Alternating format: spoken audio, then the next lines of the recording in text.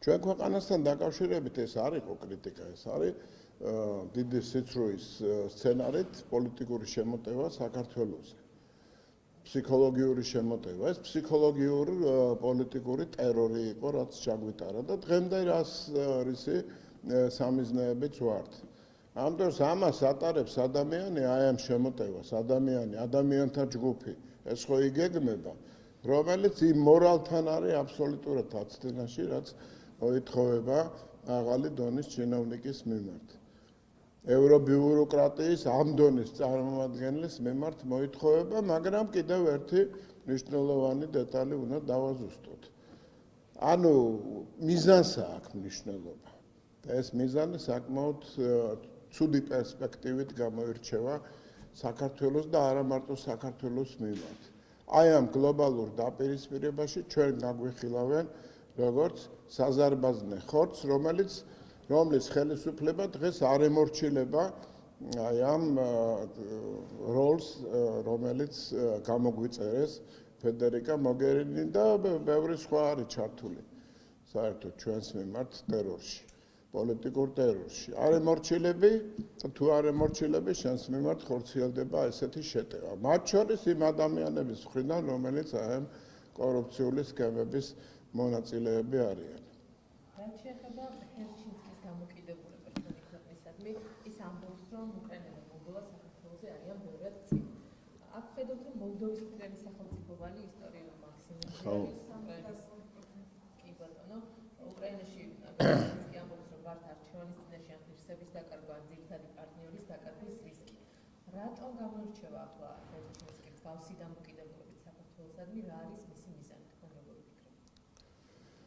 არ არის მარტო საგარეო ვალის თემაზე ლაპარაკი. ზოგადად ეკონომიკური მდგომარეობა ძალიან მძიმეა. უკრაინაზე არაფერი არ ვთქვათ, იმიტომ რომ კიდევ ეს უშველებელი სისხლის ტბა არის, რომელშიც მთელი უკრაინა ჩაძირეს და უამრავი ადამიანი გაუბედურებული და დახოცილია, უამრავი ახალგაზრდა.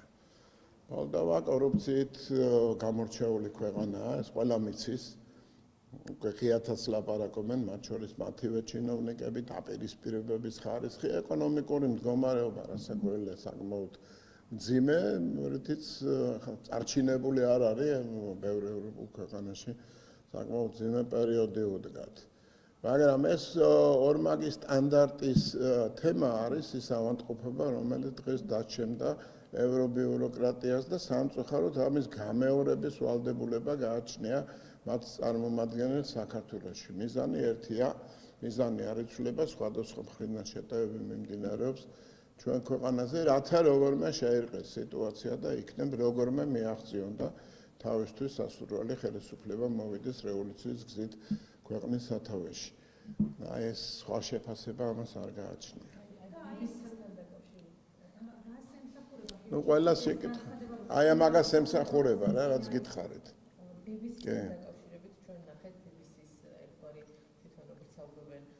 ჟურნალისტური გამოძიება და აი ეს არის სწორედ დეзинფორმაცია, ეს ნაწილი ცალკე და გამოკითხები რომ ჩემთვის რას ნიშნავს? რასაკვირველია ახლა ეს არა თვითონ შინაარსის სიცრუე ამ ინფორმაციისა არის ზედაპირზე დევს. მათთვის არა აქვს მნიშვნელობა იმას, რომ კომპეტენტური სიუჟეტი გააკეთონ. ეს არის მთავარი თემა, შემოსროლილი თემა და ამ თემის გარშემო დარაზმული წინასწარ მოფიქრებული სქემები პროპაგანდის. ეს არის მათი მიზანი. არავითარი მცდელობა იმისა, რომ რამე დამადასტურებელი ინფორმაცია წამოწიონ და ვერც წამოწევენ ამას რასაკვირველია. ესეთი მიზანი მათ არ ქონიათ. აჩვენებენ ლაბორატორიული კვლევების სიუჟეტს, რომელიც რასაკვირველია არ ჩატარებულა. აჩვენებენ ადამიანებს, ვისაც რამდენი აქვს, მაშინ როცა გაზიც იყო გამოყენებული და წიწაკის სპრეიც იყო გამოყენებული და წყლისგან მოწამვლა წარმოიდგინეთ ციანიდით არის ის თემა, რომელიც იმ წუთში ვერ შეამჩნიეს. არსად არ იყო ესეთი კლინიკა დაფიქსირებული და ერთი წლის მერე შაიშმელაშვილს მოაფიქრა თვითონ აი ამ ოპერაციების ავტორს და ორგანიზატორს მოაფიქრა, რომ იქნება ეს იყოს სწორედად ციანიდის გამოყენება საკუთარი ხალხის მიმართ. ბრალდება იმდენად უტიფარია, რომ შეშფოთებას იწვევს, რადგან ამის უკან, რა მიზანს ემსახურება, ხომ არ არის მიზანი ისევ კვლავ იგივე, რომ როგორმე ხალხის აღშფოთება გამოიწვიოს, რომ ქუჩაში გამოვიდნენ და ამ სისხლისღვრით და რევოლუციით მოაწყონ გადატრიალება საქართველოში. Ყველა ნიშანი გვაქვს იმისი, რომ ეს BBC-ის სიუჟეტი მათ შორის, რომ ვიფიქროთ, რომ ასეთი საფრთხე არ განალებულა, ისევე როგორც არ შეცვლილა ჯერჯერობით მსოფლიოში და რეგიონში არსებული ვითარება აი ამ საფრთხეების თვალსაზრისით. ბატონო გიორგი, თქვენ როგორც დეპუტატს არ გიჩნდებათ სხვა რა იყო შერეული იმ წლის ჭაობში? იმიტომ რომ BBC-ის ამ დოკუმენტურ ფილმში ჩვენ ვიგებთ, რომ ხალხი მოწამლეს. რითი მოწამლეთ ხალხი? რო გითხრათ თუ შეიძლება, რა იყო გარეული იმ ჭაობში? თქვენ ერთხელ მოგეცით ჩანიშნოთ, რითი მოწამლეთ ხალხი? ეს არის მანიპულაციური შეკითხვა. ეს არის არაკორექტული და მე ვფიქრობ, რომ გარკვეულწილად ემსახურება იმ პროპაგანდის გავრცელების მიზანს, რასაც ქვია, რასაც მიზნად ისახავს მათ შორის BBC-ის სიუჟეტი. ეს არის წინასწარ დაგეგმილი პროვოკაცია, რომელსაც არანაირი საფუძველი არ გააჩნია, რასაკვირველია თვითონაც იციან ეს. მაგრამ აქვთ იმედი, რომ იქ გამოჩნდება ჟურნალისტი, ვინც ესეთ შეკითხვას სვავს ასეთი უტიფარი ფორმით. იქ გამოჩნდება ვიღაც ადამიანი, ვინც დაიჯერებს და უშუალებელი რაოდენობა ადამიანებისა მათი თვალსაზრისით, რომელიც არის დაფინანსებული და ამ თემას შეაშველებს იმ ექსტრემისტს, რომელიც სამწუხაროდ ჩვენ ქუჩებში ვიხილეთ და არაერთხელ. კითხვები არ გიჩნდებათ? მე დავამთავრე თქვენთან პასუხი. ყოფილმა შინაგან საქმეთა მინისტრმა ვახტანგ გომილოვი ხო არ არის BBC-ის ჟურნალისტი. გომილოვი ყოფილი მინისტრი ამბობს, რომ ეს ნივთიერებები, რაზეც იყო საუბარი ამ ფილმში, შეძენილი იყო ნაცმოძრაობის დროს და ჰქონდათ ამათ შენახული. ანუ თქვენ ხელისუფლებას ჰქონდათ შენახული და კითხვები არ გიჩნდებათ? რატო ინახავდნენ თუ კი, გამიჩნდა კითხვები და ამ კითხვას გასცა პასუხი შინაგან საქმეთა მინისტრმა. ხო, თქვენ ვერ გაიგებით, დახშული გაქვთ ყურები და ვერ გაიგებით. ვინ იტყუება? შინაგან საქმეთა მინისტრი თუ გეკა გელაძე? იყო ნაგები ყოფილი შინაგან საქმეთა მინისტრი ამბობს, რომ გარკვეული ნივთიერებები შესყიდული იყო და გამოყენებულიც იყო. ამათ შორის იყო თუ არა ლაბორატორიულად დამტკიცებული ეს ნივთიერება, ამასთან დაკავშირებით პასუხი გაგვცა გეკა გელაშვილმა და თქვა, რომ ეს ნივთიერება არ ყოფილა. იქ არის გარკვეული ნივთიერებების ჩამონათვალი, რომელსაც აქვს დანიშნულება, რომელიც ოფიციალურად არის შესყიდული, არაოფიციალურად შესყიდვა ამისი არ შეიძლება.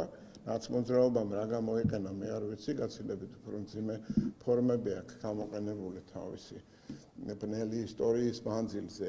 ამაზე ლაპარაკი არ არის, მაგრამ დარწმუნებული იყავით, რომ ის მოკვლევა, რაც ახლა მიმდინარეობს, გამოავლენს რეალობას, იმ რეალობას, რომელიც ქვეყანამ უნდა იცოდეს, მაგრამ ვერ გაიგებს თქვენი არხის მეშვეობით.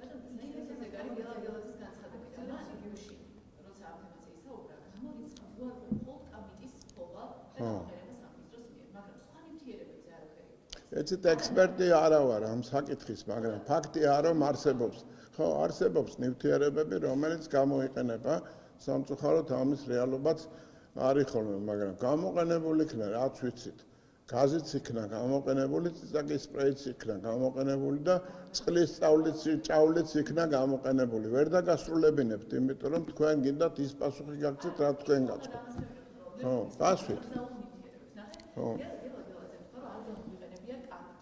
მაგრამ კამიტის გარდა ითება არის იმ ნივთიერებებზე, რომლებიც ასევე არის აკრძალული. BBC-ს გადაღებული ამ ყველა ნივთიერებაზე მიუთითებს. ანუ კი ბატონო, შეიძლება არა კამიტი, მაგრამ იმ კოდის ქვეშ ჩამოთვლილი ყველა ნივთიერება ასევე არის აკრძალული. და რატომ არ გვეუბნება მაშინ გელაძე, რომ ეს ნივთიერებები არ გამოიყენებიათ? არ ვიცი რა. ვთქვით, რომ კაი, კამიტი არა, მაგრამ რომელიმე სხვა აკრძალული ნივთიერება არა, გასაგებია, მაგრამ არა, შეკითხვა გასაგებია. მე არა ვარ ექსპერტი, as თქვენ არა ხართ ექსპერტი. ექსპერტები მუშაობენ ამ თემაზე, მაგრამ თვითონ შინაარსი ამ ბრალდებისა, რომელიც BBC-მ წარმოშვა, ბრალდებული ვიღაცა კონკრეტული პიროვნებების ჩვენებების საფუძველზე, უკვე ქმნის იმის საფუძველს, რომ ვიფიქროთ, რომ ეს არის პროპაგანდისტული ფანდი. შეიძლება ვინმე თქვა, რომ ასეთი რეზერვი არსებობს, რასაკვირველია, ეს თქვათ იცის ვიღაცამ, შესაძლოა უშვებ, მაგრამ მისი გამოყენების თემაზე ლაპარაკი მას მერე შეიძლება, როდესაც ეს ლაბორატორიულად დამტკიცებულია. 1 წლის მერე შაიშმელაშვილმა თქვა, რომ ქონდა ასეთი, მაგრამ არ გამოგვიყენებია, ან გამოვიყენეთ, ან ნაცები იყენებდნენ, ახლა ჩვენც გამოვიყენეთ.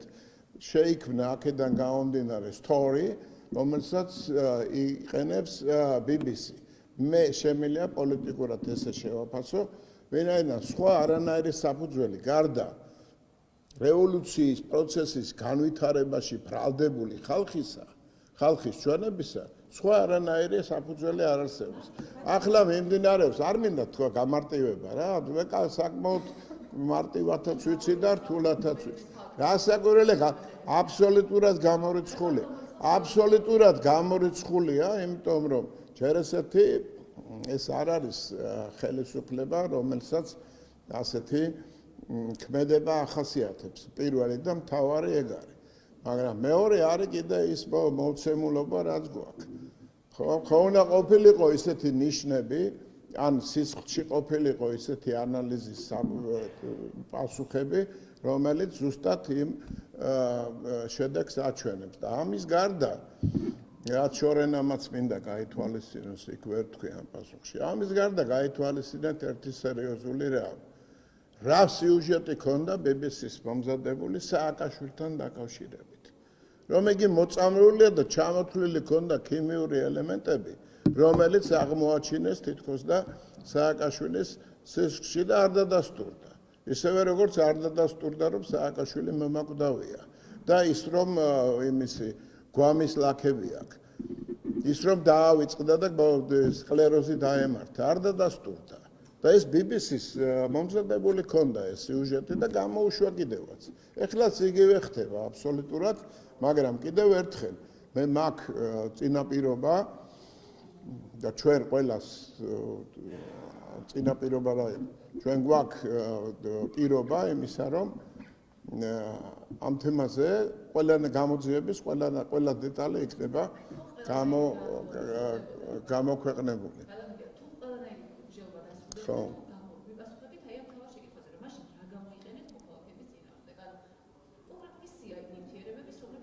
ხო, გასაგებია რა, ნივთიერებები რაც გამოიყენეს, ეს არის წყლის ჭავლი, გაზი გამოიყენეს დაშვებული და ციცაკის სპრეი. რა გამოიყენეთ მოსახლეობის მიმართ, ეს თქვენ დაუსვით, ეს შეკითხვა თქვენ პარტიულ ბოსებს რას იყენებდნენ ქვეყნის მიმართ რა.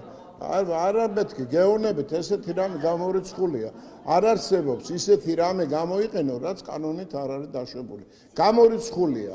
ესეთი რამე გამორიცხულია ლაბორატორიულადაც, კლინიკურადაც გამორიცხულია და ძალიან ცუდი მაგალითები გვაქვს. ძალიან ცუდი არა, სიტყვაზე რატო უნდა გვენდოთ? ჩვენ როგორ გენდოთ სიტყვაზე? როგორ უნდა გენდოთ სიტყვაზე, რომ მთელი თქვენი პოლიტიკა აგებულია სიცრუეზე. რო ყდება სააკაშვილი, მოწამლულია სააკაშვილი, ეს მაგალითები რო არ კონდეს, მაშინ შევშფოთდებოდი თქვენი შეკითხვებით და მართლაც დავფიქრდებოდი, მეც გამიჩნდებოდი, მაგრამ რო ვიცი, რაც რო პენტელებიც ხართ, ყველა, მათ შორის პერიოდულად, გარკვეული მიმართულებით, BBC-ს დაიწყეს კეზერაშვილზე გამოძიების გამოქვეყნება, მაგრამ ეს რეალურ გამოძიებას ეფუძნებოდა. სად არის? შედეგები სად არის? რა განავითარეს? მე ერთი რამე ვიცი, რომ თქვენმა დამფუძნებელმა ფული მოიპარა ბიუჯეტიდან და დადასტურებულია. BBC-ს არა, ეხლა კიდე აღმოჩნდა, რომ ტრამპი არის უკმაყოფილო და გადააყენეს მთელი BBC-ს მენეჯმენტი. იმიტომ რომ შექმნეს fake news-ი. ასეა თუ ისეა, არა, თვითონ თემა, როდესაც რა ჭირდებათ იმ მიმართულებით არ ვითარებენ და ჩვენ რო არ კონდეს ის რეალობა, რაც ხდება ჩვენ გარშემო, მაშინ ვიფიქრებდით, რომ შეიძლება აქ რაღაცა სიმართლეს იდოს. ლოგიკურადაც არ მტკიცდება, არც ლაბორატორიულად, არც კლინიკურად და რასაკვირველია ამასთან დაკავშირებით ჩვენ გვექნება უფრო დაზუსტებული და ფართო ცნობები.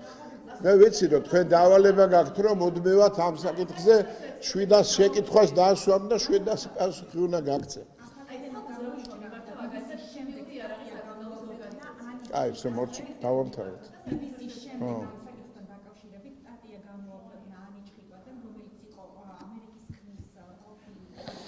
ხო.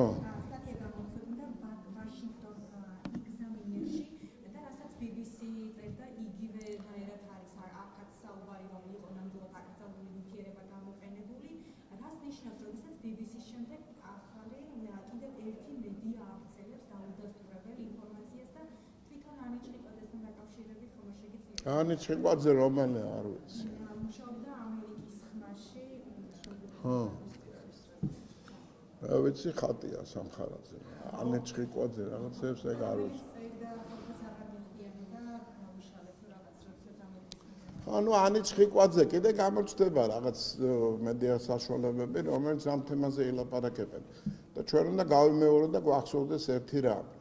არსებობს ისეთი დაპირისპირების ხარისხი და პროცესი, რომელშიც საქართველოს მოიაზრება როგორც ერთ-ერთი ძალიან მძიმე როლის შემსრულებელი ქვეყანა. როდესაც ხელისუფლება არ ეთანხმება, რომ იგი გამოყენებული იქნეს ქვეყანა მისი საზარბაზნე ხორცად ან საჯილდო ვქოთ, რასაკვირველია მის მიმართ იქნება სისტემური და სისტემატიური ზეწოლა და იქნება მუდმივად აი ამ პოლიტიკური ფსიქოლოგიური პროპაგანდისტული ტერორის ქვეშ. მუდმივად. ხან ანიჩიკვაძე გამოჩნდება, ხან ვინმე სხვა, რომელიც არის ან ბრალდებული, ან ნაწყენი, ან რაღაც პოლიტიკურ პროცესში მონაწილეობს და იქნება მუდმივად მცდელობა ამისა. ჩვენ საზოგადოებას უნდა გავაგონოთ ჩვენი ხმა, განსაკუთრებით ახალგაზრდებს, რომ დაუშვებელია არ არსებობს ის რეალობა, რომელიც უნდათ რომ წარმოადგინონ დღეს საქართველოში. რომ არ არსებობს სხვა რაიმე კეთილშობილი გეგმა თუ არა საქართველოს დამარცხებისა კონკრეტული მიზნით. კონკრეტული მიზანი კიდევ სახეზეა. სანამ ეს პროცესი მიმდინარეობს, ჩვენ უნდა ვთქვათ და უნდა ვიცოდეთ, მუდმივად გვეშინონდეს იმისა, რომ სამშვიდობო შეთანხმება არ შედგება. ძალიან დიდი ძალებია ჩართული იმისათვის, რომ მილიარდობით, ათეულ მილიარდობით დატაცებული თანხა არ იქნეს გამომჟღავნებული, როგორც დანაშაული და ეს სქემა არ იყოს ბოლომდე გახსნილი, თუ სად იკარგებოდა ათეულობით მილიარდი დოლარი. ძალიან ბევრი ხალხია დაინტერესებული იმაში, რომ მუდმივად იყოს ეს ომი გაგრძელებული, რათა სხვა მიმართულებით რუსეთმა ვერ შეძლოს თავისი აგრესიის განვითარება თუ არა საქართველოს მიმართულებით. ეს გეგმა არსებობს. ყველაფერი BBC-ს სიუჟეტი იქნება, ანი თუ სხვა ჩხიკვაძეების კომენტარები იქნება, დაჭერილი, ბრალდებული თუ გასამართლებული ხალხის კომენტარები იქნება, ყველამ უნდა ვიცოდეთ, რომ ეს ემსახურება კონკრეტულ მიზანს. დისკრედიტაცია მოახდინოს ხელისუფლების, რათა შეირყეს ხელისუფლება, შეირყეს სტაბილურობა და არ იყოს უზრუნველყოფილი ქვეყნის აი ესეთი ინტენსიური განვითარების მაჩვენებელი, რომელიც გვაქვს. არ უნდა მოხდეს სიკეთე ამ ქვეყანაში. ეს არის ამოცანა. მე ბოლო კითხვა და მივდივარ რა, შორენ არამცალია რა. მე მაგვიანებ ძალიან. ხო. გამოკითხვები არიან დაბარებული მათ შორის ეკაგიგაურიც და სხვებიც სადამდე შეიძლება მივიდეს და შემდეგ გაგიხსნათ კიდევ კითხვას. თვითონ ეს კარგით, არა მეთქი გეუბნებით, თქვენ რა გამიწიეთ რა ანგარიში, რა ლავროვი არ ვიცი, არ წამიგითხავთ დღეს ახლა. არ ვიცი ნამდვილად. ხო. ადამიანები თავად უარყოფენ ახლა იმ აიცა. სიტუაციას, რასთანაც BBC-ს წყარო ადამიანები გამოკითხვაზე ისინი ახლა თავად უარყოფენ. ეგ გითხარი უკვე რა, ეგ ხო თქვი და ეხლა კიდე გავემეორებ რა, არ მისმენთ რო ლაპარაკობ. არსებობს ადამიანები უარყოფენ, კი ბატონო, უარყოფენ, მაგრამ ესეც წინასწარ სცენარშია ჩადებული. ეუნებია რომ თქვენ რო სიცრუისთვის არ მოგთხოვონ პასუხი, თქვით რომ თქვენ ეს ამბავი აღნიშნეთ, თქვით, ისე გაისროლეთ ინფორმაცია და BBC-ს სიუჟეტი თქვენ ინფორმაციას თუ თქვენ მოსაზრებას იყენებს თავისი გეგმის მიხედვით. ესე უნდა თქვათ. ჩვენებაც კი არის წინასწარ შეთანხმებული. ამ დროს სიუჟეტში აჩვენებენ ლაბორატორიას. ამ დროს ადამიანი ამბობს, რომ არანაირი კვლევა არ ჩატარებულა, ეს ჩემი მოსაზრება არისო. მამამისი გასამართლებულია იმისათვის, რომ აი აქ შეიჭრა პრეზიდენტის სასახლეში სხვა ეგრეთ წოდებულ მამაკაცურ ძალის შემადგენლობაში იბრძოდა საქართველოს ნათელი მომავლისთვის, ხო? ვინც იყო ბრალდებული შაიშმელაშვილიდან დაწყებული დამთავრებული კონკრეტულ ადამიანებზე, რომელსაც გუშინ არავინ არ იცნობდა, ყველანი ამბობენ ერთი და იგივეს, რომ არანაირი ისე ვთქვით ჩვენი მოსაზრება, გამოვთქვით არანაირი ამის კვლევა არ ჩატარებულა. ესეც წინასწარ შეთანხმებული ჩვენებაა. არაბული ინვესტიციებზე ნაციონალური მოძრაობაში გამართა კიდევ. ხო. ამბობენ, რომ აი 2 წუთი მაქვს რა. ხო. ხო, გავიგე რა, შენაგინდა? ამაზე მინდა რომ კითხოთ. დადასტურებით შეგიძლიათ თუ არა თქვათ, რომ რუსეთთან დიპლომატიური ურთიერთობები არ აღდგება იქამდე, ვიდრე უკან არ გაიხმობს რუსეთი სამხრეთ ოსეთის და აფხაზეთის აღიარებას. იმიტომ რომ ლავროვმა თქვა, რომ ტყუილად ითხოვთ ჩვენგან, რომ უარი ვთქვათ ამათ დამოუკიდებლობის აღიარებაზე. სააკაშვილის დროს მიღებული ეს წესი. ხო, აი საოცარია, იცით, ლავროვის თქმა ესე რომ ტყუილად ითხოვთ, მიღებულია თქვენ წრეებში, როგორც რეალური ის გეგმა და ხედვა, როცა გინდათ და როცა გინდათ ყველაფერს ცრუპენტელობასაც დაადებთ ზემოდან მიდგეთ და ორმაგ სტანდარტსაც და ყველაფერსაც. ვეღარ შევეჩვიეთ საქართველოს საზოგადოებამ კი არა, მთელმა მსოფლიომ იცის, რომ დღეს შეიძლება პოზიცია გამოხატო ერთი, მაგრამ სიტუაცია, რომელიც შეიცვლება ხვალისათვის და ჩვენ ამ სიტუაციის ცვლილებას ნამდვილად ველოდებით, იყოს აბსოლუტურად სხვა განცხადებების საფუძველი და წინაპირობა. როგორც შეიძლება ჩვენ დიპლომატიური ურთიერთობა აღვადგინოთ, ერთადერთი ვართ მსოფლიოში ქვეყანა, ვისაც დიპლომატიური ურთიერთობა არ აქვს რუსეთთან. ოფიციალურად უკრაინასაც კი არ გაუწყვეტია და ოფიციალურად უკრაინა ომის დაწყების დღიდან ძალიან დიდი ხნის განმავლობაში რუსულ ენერგორესურსებს ატარებდა თავის ტერიტორიაზე და ამით თვითონაც შეუვლობდა პულს და რუსეთიც შეუვლობდა პულს. აი ეს რეალობა არსებობდა და როგორ შეიძლება რომ აფხაზეთში იყოს დიპლომატიური საელჩო, ცხინვალში იყოს დიპლომატიური საელჩო და თბილისში კიდე ცალკე გახსნან, ანუ ჩვენ ვაღიაროთ რომ არსებობს აი ამ ტერიტორიაზე სამი სახელმწიფო და ამ ვითარებაში შევიდეთ ურთიერთობაში. ამას ამბობს, იმიტომ რომ თქვენ გაგიგდებთ მაშველ რგოლს. როცა გამოგელევათ არგუმენტები გამოვიდა მედვედევი და თქვა რომ დიახაც ჩვენ შევეჭერით საქართველოში, იმიტომ რომ ქონდა ჩვენი გარკვეული მიზნები.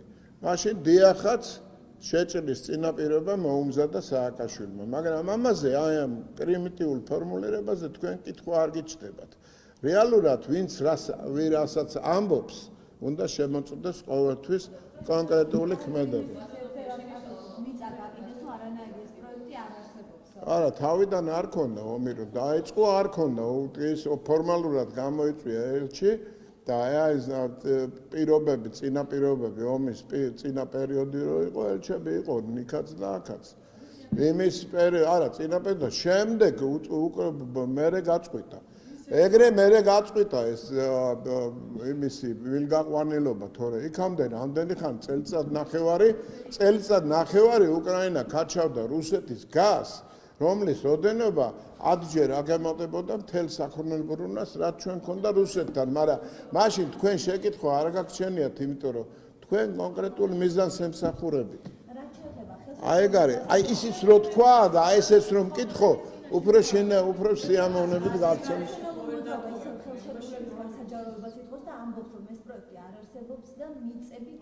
ხო, გეთქვა ეგრე, რომ აბა ევროპას რატო არ თქვით? ხო და რატო ეგ გეთქვათ, რომ ვიცით რა, კი, რეალურია, კი არასდროს აუს, მაგრამ აბა ევროპას გაზის გარეშე ხო არ დატოვებდა. ხო, მართლაც.